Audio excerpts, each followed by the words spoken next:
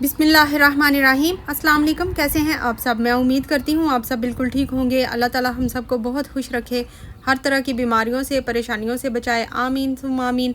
और हम सबका ईमान सलामत रखे। अस्सलातु वस्सलामु अलैका या रसूलल्लाह व अला आलिका व अस्हाबिका या हबीबल्लाह। अल्लाह ताला तमाम मुसलमानों की जहाँ जहाँ दुनिया में मुसलमानों पे जुल्म हो रहा है उन सबको ज़ालिमों से निजात अता करे।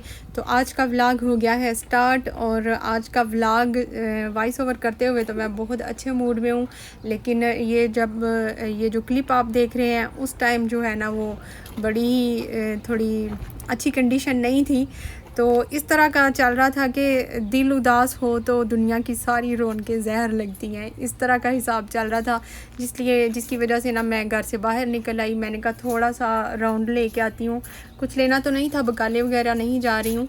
घर के थोड़ा सा बैक साइड पे ही इधर करीब ही छोटा सा पार्क है, ऐसे बैठने की जगह बनी हुई है। तो मैंने कहा चलो उधर चलते हैं।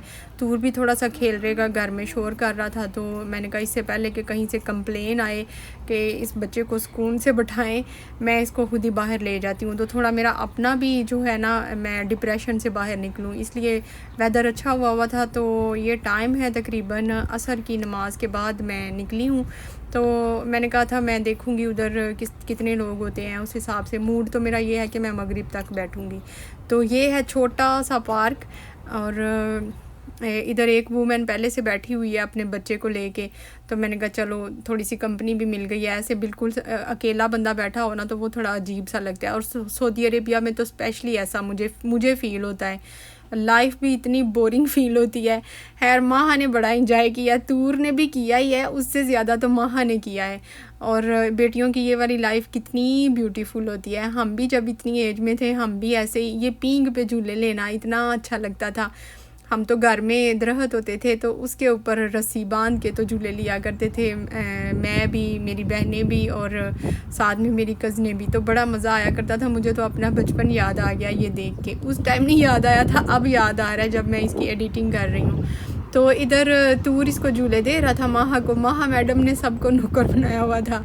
पहले तूर ने इसको झूले दिए थोड़े से, तो फिर मुझे कितनी देर आवाज़ें देती रही, मामा आके मुझे झूले दे, मामा झूले दे। मामा पहले ही मरी हुई थी मेरा दिल ही नहीं कर रहा था उठने को। तो मैं कह रही थी नहीं माँ आप खुद ही ले लो, जितने भी लिए जाते हैं तूर से हेल्प ले लो। तूर ने दिए तो हैं उसे झूले, लेकिन तूर का दिल ये कर रहा था कि सारे इधर से गायब हो जाएं किसी तरीके से और मैं अपनी मट्टी इंजॉय करूं। अच्छा ये माह गई है, उधर एक वूमेन बैठी हुई थी, वो मिस्री औरत है, मिस्र की है। तो मैंने कहा कि उससे पूछ के आओ। वैसे मैं घर से आते हुए रास्ते में ही मैंने प्लान कर लिया था कि इधर करीब ही कहीं मदरसा है, जामिया है, तो मैं उसको विज़िट करके आऊँगी कि उधर कितनी एज के बच्चे जाते हैं और क्या पढ़ते हैं, लड़कियों का है या लड़कों का। तो मैंने कहा चलो अब बाहर निकली हूँ तो मैं थोड़ा सा वो भी नॉलेज ले ही लेती हूँ, उसके बारे में इंफॉर्मेशन लेती हूँ। तो बस माह को मैंने भेजा था साथ में, मुझे भी जाना चाहिए था। मैंने बताया ना मैं तो मरी हुई बैठी थी, मेरा दिल ही नहीं कर रहा था उठने को। और इधर बैठ के मैं अकेले बैठ के मैं यही सोच रही थी, सबसे बड़ी जंग जो होती है ना वो तन्हा बैठ के अपने ख्यालात से लड़ना है, और उसके बाद खुद को यकीन दिलाना होता है कि जो भी हो रहा है ना इसके बाद अच्छा होगा इंशाल्लाह। बेशक हर मुश्किल के साथ आसानी होती है। तो माहा उससे पूछ के आई है, थोड़ी इन्फॉर्मेशन लेके आई है। थोड़ी देर बाद हम उधर जाएंगे वो मदरसे को देखने। मदरसा नहीं, जामिया इधर कहते हैं, मदरसा स्कूल को कहते हैं, जो स्कूल बच्चे सुबह के टाइम पे जाते हैं ना वो। तो इसको जामिया कहते हैं, जिधर हलकात वगैरह होते हैं, क्लासेस होती हैं कुरान की या हदीस की, या जिसने भी हिफ्ज़ करना है कुरान से रिलेटेड सारा इधर होता है। तो ये देखें ये है इधर करीब ही है, पार्क के करीब ही है और हमारे घर के भी करीब ही है। ये बस भी खड़ी है। मुझे तो नहीं पता था कि इधर अच्छा खासा जामिया बना हुआ है, और मुझे लगता था छोटा सा होगा, लेकिन ये बड़ा है और इवन के दूर दूर से भी गर्ल्स, ये लड़कियाँ आती हैं। खैर हमने इधर बेल दी और माहा ने ही सारी बात की है, क्योंकि मुझे तो अरबी आती नहीं है। तो अंदर से एक छोटा सा लड़का निकला था, उसने बताया कि आज तो छुट्टी है, जुमेरात को छुट्टी होती है, जुमेरात, जुम्मा और हफ्ता।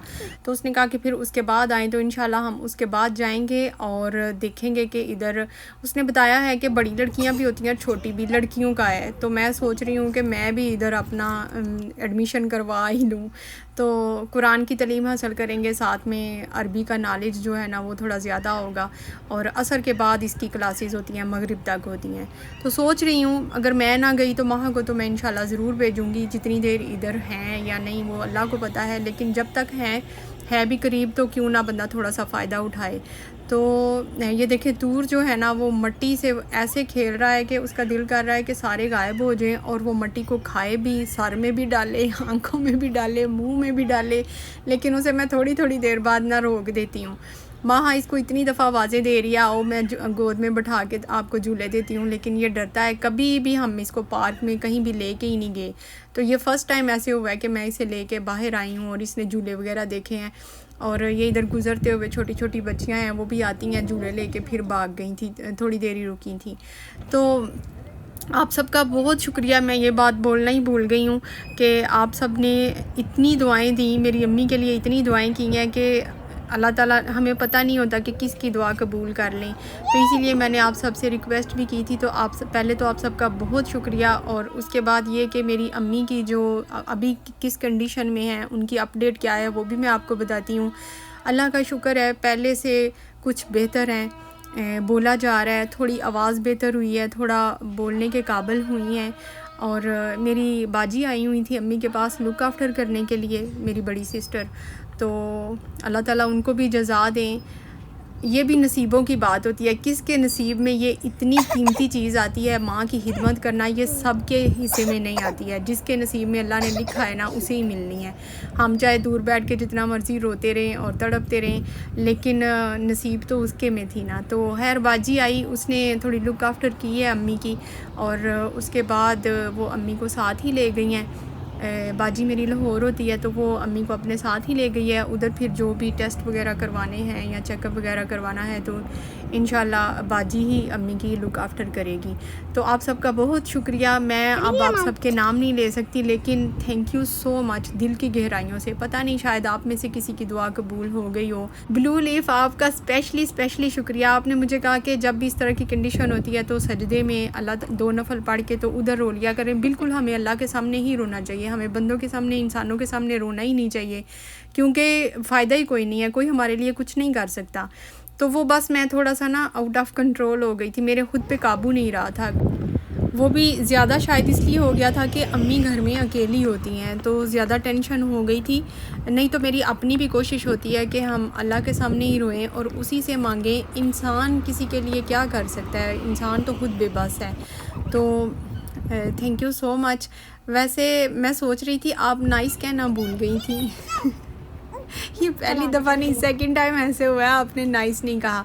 तो बाकी आप सबका भी, तैयबा का, हमज़ा शहज़ाद का, एक हसीना शहज़ादी हैं, बाकियों के मुझे नाम अब जहन में नहीं आ रहे, सबका बहुत शुक्रिया। दुआएं करने का बहुत बहुत शुक्रिया।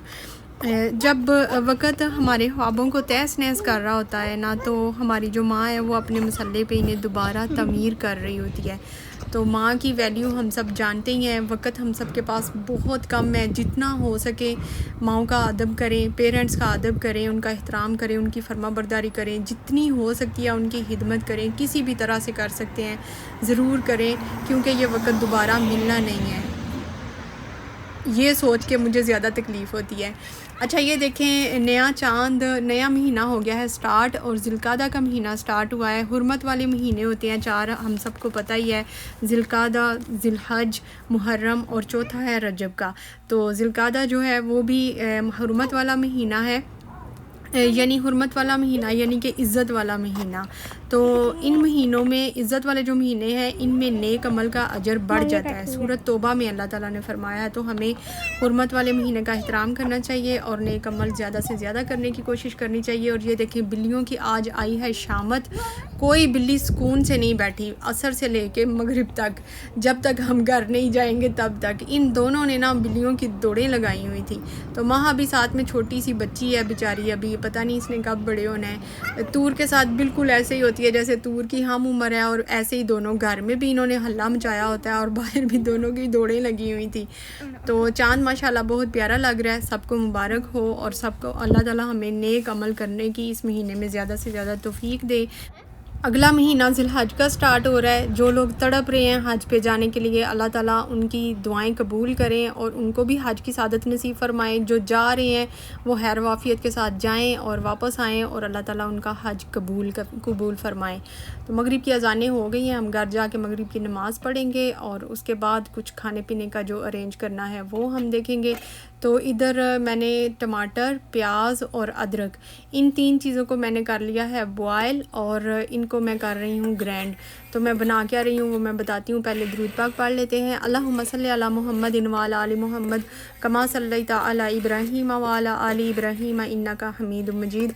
अल्लाहुम्मा बारिक अला मुहम्मदिन व अला आलि मुहम्मद कमा बारकता अला इब्राहीम व अला आलि इब्राहीम इन्नका हमीदुम मजीद। तो बस इसको मैंने ग्राइंड कर लिया है और वापस से चूल्हे पे रखा है। अब इसको हमने भूनना है। असल में ये ग्रेवी ही बन रही है, सिंपल ग्रेवी बना रही हूँ। लहसुन इसमें ऐड करना होता है लेकिन लहसुन घर में नहीं था इसलिए मैंने वो ऐड नहीं किया। मैं इसको यखनी टाइप का शोरबा बना रही हूँ। इसमें कोई चीज़ ऐड नहीं करनी, कोई वेजिटेबल, दाल, कुछ भी ऐसा नहीं मैं ऐड कर रही। मैं सिंपल शोरबा बना रही हूँ। ग्रेवी बना के इसमें दिल खोल के पानी डालें और शोरबा बन जाएगा। और इसके बाद इसके साथ हम रोटी भी खा सकते हैं और चावल भी खा सकते हैं, हमारी अपनी मर्ज़ी है। तो भूख लगी हो तो कुछ भी मिल जाए खाने को, वो बहुत टेस्टी लगता है। मुझे तो बड़ा मज़ा आया था खा के। अच्छा, मैंने इसमें नमक मिर्च ऐड की है, घी ऐड किया है और ये मैं नमक मिर्च ऐड कर रही हूँ। जो घर में सिंपल रूटीन में हम चीज़ें मसाले ऐड करते हैं ना, वही वाले हैं, कुछ ख़ास नहीं है। ये हल्दी थोड़ी ऐड कर रही हूँ और इसको यखनी जैसा टेस्ट देने के लिए सिर्फ इसमें काली मिर्च जो है ना वो ज़रूर ऐड करनी है। उसके बगैर इसमें यखनी जैसा टेस्ट जो है ना वो नहीं आएगा। खुशबू भी वैसी हो जाती है और बड़ा अच्छा लगता है खाने में। और काली मिर्चें वैसे भी हेल्दी होती हैं, उसको अपनी डाइट में ज़रूर शामिल रखना चाहिए। सुरख मिर्चें जो है ना वो इतनी हेल्दी नहीं है। तो सऊदी अरेबिया में तो लोग सुरख मिर्चें बिल्कुल भी खाते ही नहीं हैं। तो ये मैंने इसमें सिंपल नमक मिर्च और हल्दी ऐड की थी और अब मैंने थोड़ी सी इसमें काली मिर्चें ऐड की हैं और साथ में ये घर का कुटा हुआ गरम मसाला है वो ऐड कर रही हूँ। काली मिर्चों से ही इसमें यखनी जैसा टेस्ट आना है, जो सूप जैसा टेस्ट आता है ना वो वाला, तो इसलिए वो इसमें ज़रूर ऐड करनी चाहिए। अगर आप इस तरह बिल्कुल शोरबा सिंपल सा बनाना चाह रहे हैं हल्का फुल्का सा, तो फिर उसमें काली मिर्चें ज़रूर ऐड होनी चाहिए। तो बस ये भून गया है अच्छी तरह, तो इसमें मैं पानी ऐड कर दूँगी दिल खोल के, जग भर के। अक्सर मुझे माज़ हनी बोलते हैं। कभी मैं इनको दही में नमक मिर्च डाल के या कभी चटनी बना के देती हूँ ना, तो थोड़ा सा मैं अगर उसको पतला करती हूँ ना, तो माज़ मुझे स्पेशली कहता है पानी में नमक मिर्च डाल के दे देती हैं हमें और कहती हैं ये लो खाना खा लो। तो आज शुक्र है किसी ने ये नहीं कहा। माज़ ने तो खाया ही नहीं, वो स्कूल से ही खा के आता है, तो बाकी हम सब ने खा लिया था। ये मैंने थोड़ी सी इसमें सूखी मेथी ऐड की है जिससे इसका टेस्ट जो है ना वो थोड़ा ज़्यादा अच्छा हो जाएगा, क्योंकि और तो कुछ इसमें ऐड किया नहीं। जग भर के इसमें पानी डालने के बाद इसको मैंने 5 मिनट तक पकाया है। और ये लें जी, सूप नहीं शोरबा, यखनी वाला शोरबा हो गया है तैयार। हनी को मैंने आवाज़ दी, हनी ये लो आके खाना ले जो। मैं इधर किचन में ही बैठ के खाऊंगी तूर के साथ और आप सबके साथ। तो हनी ने ना इधर ही ये देखें शोरबा सारा गिरा दिया। तो कहता है मुझे क्या पता था आपने वाटर पकाया हुआ है तो वो इधर ही गिर जाएगा। तो थोड़ी सी इसे डांट भी पड़ी है। मैंने कहा आप इतना सा काम भी अच्छे तरीके से नहीं कर सकते हो। तो कहता है मुझे नहीं पता था ना ये इस तरह गिर जाएगा। वैसे इसके साथ, हनी के साथ ना ट्रेजिडीज़ इस तरह की होती रहती हैं, चीज़ें गिर के टूट जाती हैं इससे। तूर को मैंने कहा आज खाना खाते हैं, तूर अपनी आइसक्रीम लेके बैठ गया। आपने सलाम नहीं लेनी? अस्सलाम वालेकुम। वालेकुम सलाम। क्या हाल है? तूर ठीक है? ठीक है। ये क्या है? ये क्या है? में ये आइसक्रीम है मेरे बेटे की, खानी है आपने? खाने खा लो फिर। मम्मा खोल दे। खोल दे। खोल दे। लाओ। हाँ जी, हाँ जी।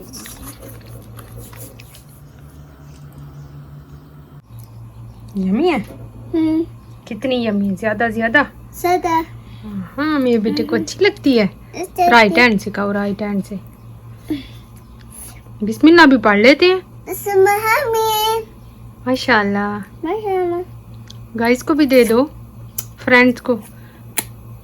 हाँ जी, हाँ जी। ऐसे कहते हैं फ्रेंड्स खा लें, खा लें। बोलो यमी है। हाँ जी। ओ मामा भी खाना खा रही है। ये भी यमी है, यमी यमी है।